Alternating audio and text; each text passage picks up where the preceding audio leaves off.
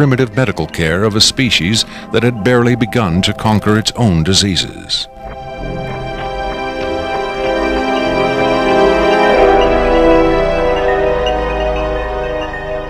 But as we will hear, there are those who claim that to the aliens, death is not a final end to be feared, but a mere transition.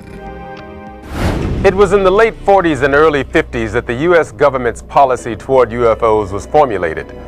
Publicly, there was Project Blue Book, which made a great show of gathering data on all the major UFO sightings, finally declaring them all to be hoaxes, mass hysteria, or swamp gas. But secretly, there may have been another policy at work. Over the years, several documents have come to light which seemingly confirm that a clandestine group, Operation Majestic 12 Group, aka MJ-12, was formed by special classified presidential order on September 24, 1947, for the express purpose of gathering information on UFOs and extraterrestrials, while at the same time keeping such information not only from unfriendly powers, but from the American public as well. If indeed Area 51 has become the nation's repository for alien technology and possibly alien visitors, then the extra-constitutional justifications for such secrecy were developed in the MJ-12 Group's planning sessions. James B. Forrestal, Secretary of Defense under President Harry Truman, is widely accused of being the mastermind behind the creation of MJ-12. Once created, Majestic may have expanded its mandate beyond what Forrestal had intended. Whatever secrets Forrestal may have known concerning flying saucers and alien visitors, that knowledge died with him when in 1949 he mysteriously plunged to his death from a window at Bethesda Naval Hospital.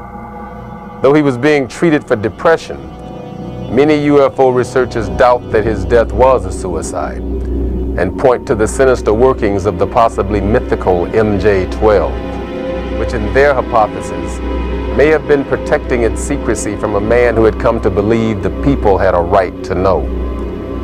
As late as 1989, according to Bob Lazar, the identification badges at Area 51 read MAJ for Majestic. In December 1994, a document purporting to be the Majestic 12 Group Special Operations Manual was leaked to a noted UFO researcher. It contains the following directive under the heading Isolation and Custody. EBEs will be detained by whatever means are necessary and removed to a secure location as soon as possible. There follows this disturbing amplification. Although it is preferable to maintain the physical well-being of any entity, the loss of EBE life is considered acceptable if conditions or delays to preserve that life in any way compromise the security of the operations. From the beginning of the UFO age, it seems, secrecy was always the government's prime directive. In 1988, another anonymous government source, codenamed Falcon, claimed that a second extraterrestrial biological entity, EBE-2, voluntarily became a guest of our government, allowing himself to be examined and interviewed. In this scenario, Area 51 became, for a time at least, a sort of extraterrestrial embassy, the setting for mankind's first attempt at diplomacy with beings from another world. Different sources disagree as to how communication was established.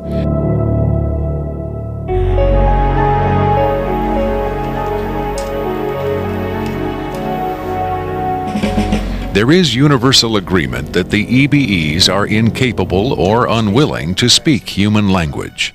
In addition to the pictographs used by EBE-1, it has been reported by Falcon that in the early 1950s, EBE-2 was fitted with some sort of artificial voice box, allowing him to speak words, and that he learned the English language very rapidly.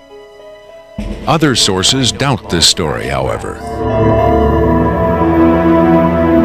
By our kind, do you mean we Americans?